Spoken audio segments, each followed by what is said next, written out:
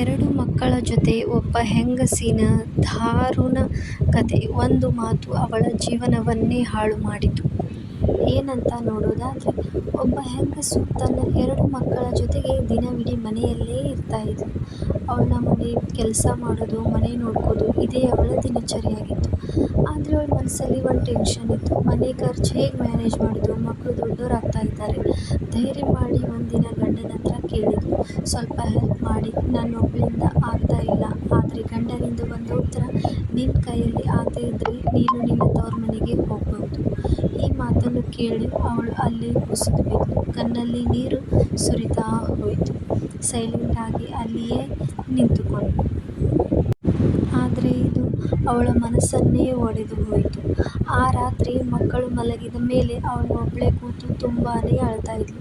ನಾನಿಷ್ಟು weak ಇದ್ದೀನ, ಮುಂದೆ ನನ್ನ ಮಕ್ಕಳ ಗತಿ ಏನು ಅಂತ ತುಂಬಾನೇ ಮನಸ್ಸಿಗೆ ತುಂಬಾನೇ ಭಾರ ಮಾಡ್ಕೊಂಡಿದ್ಲು. ಅದೇ ರಾತ್ರಿ ಅವಳೊಂದು ದೊಡ್ಡ ನಿರ್ಧಾರ ತೆಗೆದುಕೊಂಡ್ಳು. ಅದೇನು ಅಂತ ಅಂದರೆ, ನನ್ನ ಮಕ್ಕಳಿಗಾಗಿ ನಾನು ಬದುಕಬೇಕು. ನನ್ನ ಮಕ್ಕಳ ಮುಖ ನೋಡ್ತಾ ಇನ್ನೂ ಹೆಚ್ಚು ಶಕ್ತಿಯುತವಾಗಿ ಬೆಳಿಬೇಕು. ಯಾರಾದರೂ ನಿನ್ನ ಕೈಯಲ್ಲಿ ಆಗಲ್ಲ ಅಂತ ಹೇಳಿದಾಗ ಅವಳು ಮೊಗಳು ನಗುತ್ತಾನೇ ಅವರಿಗೆ ಉತ್ತರ ಕೊಡ್ತಾ ಇದ್ಲು. ಮರುದಿನ ಅವಳು ಸಣ್ಣ ಸಣ್ಣ ಕೆಲಸ ಹುಡುಕೋಕೆ ಶುರು ಮಾಡಿದ್ಳು. ಮೊದಲನೇ ದಿನ ಅವಳಿಗೆ ಸಿಕ್ಕಿದ್ದು ₹100.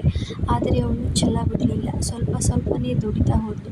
ಮೊದಲು 100, ಆಮೇಲೆ 200, ಆಮೇಲೆ 300. ಇದೇ ರೀತಿ ಅವಳ ಕಾನ್ಫಿಡೆನ್ಸ್ ಸ್ಲೋಲಿ ಬಿಲ್ಡ್ ಆಗ್ತಾನೇ ಹೋಯಿತು.